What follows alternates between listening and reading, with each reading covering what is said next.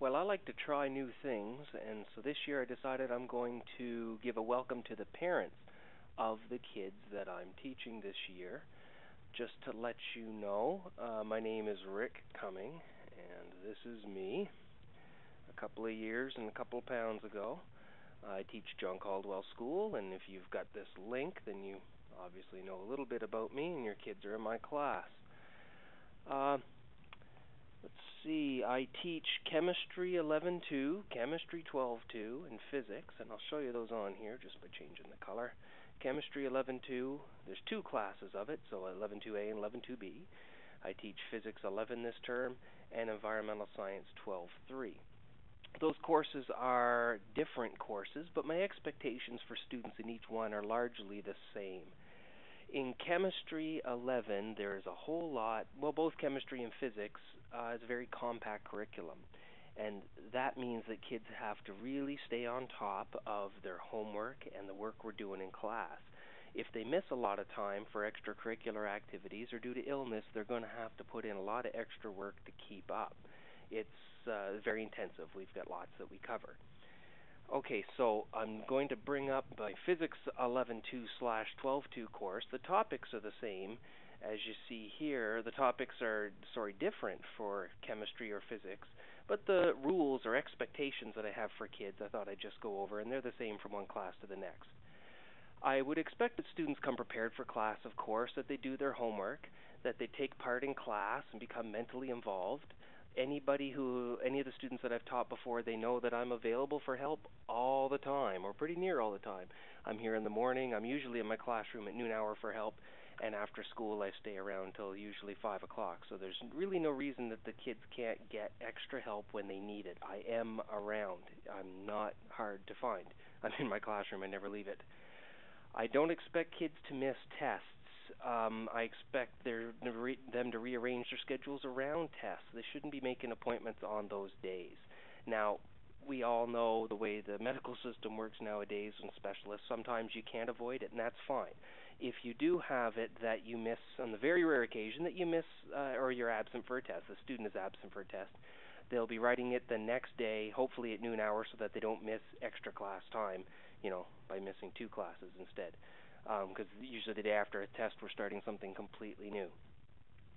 Let's see, assignments class marks will not exceed 40% of a course. What I mean by that is that I have to have enough tests and exams or quizzes to assess what the child knows, and I just can't take a bunch of classwork, and well, I can, but I won't take a whole bunch of just classwork and posters and things like that are going to make up the entire course or the body of this course. Obviously, if they miss that much time, they'll be writing the final exam anyway, and they won't be eligible for an exemption. I'm saying a lot of the same thing here about being absent. And one thing is that when students are absent, and if they're missing multiple days due to serious illness, there's one of the neat things that they can go do that I started last year, was having a website. So I have a blog, so I've done my expectations. I have a blog, and on my blog, it's a website. I have it opened up here, and it's captainphysics.edublogs.org.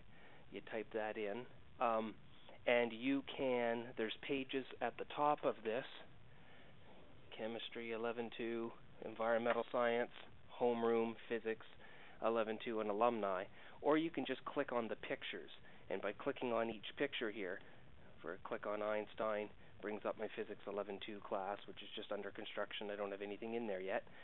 Environmental Science, Chemistry, or Homeroom. So they can go on there, and what you'll find is a whole bunch of links to things that we've done in class or assignments. Just for any parents of students that I've taught before, if I click on the alumni page, you'll see lots of things in there.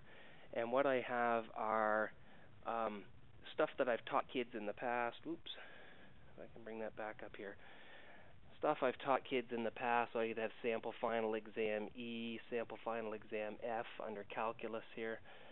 If you were to click on some of these links, it would open up, and you could download the notes from classes or review sheets or things that they may have found interesting and would find interesting if they're in university right now.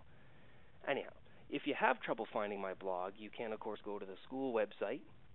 And on the school website, it's coming up, John Caldwell School, the administration and staff page.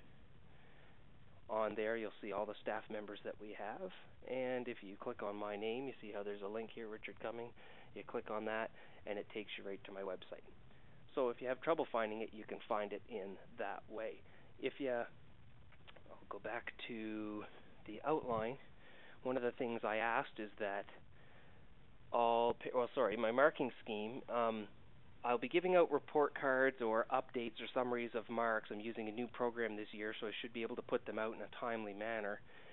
But that mark that you would see is always going to be a summary of all the marks that the child has passed in. It won't just be a term 1 or a term 2 or whatever mark. It's always going to be an up-to-date mark of what they've done so far. And so it's not like if they were on the first report card to get 12%. That just means that they've got a lot of missing work. It doesn't mean that they're completely doomed in the course. It just means they got a lot of work ahead of them to do.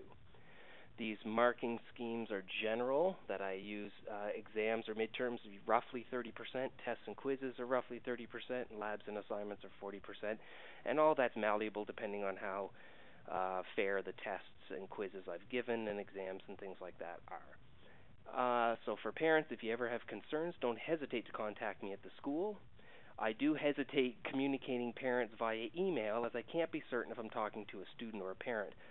So if you have a parent-only email account, like a work account, please fill it in on the bottom of the sheet that your student was given as the introduction.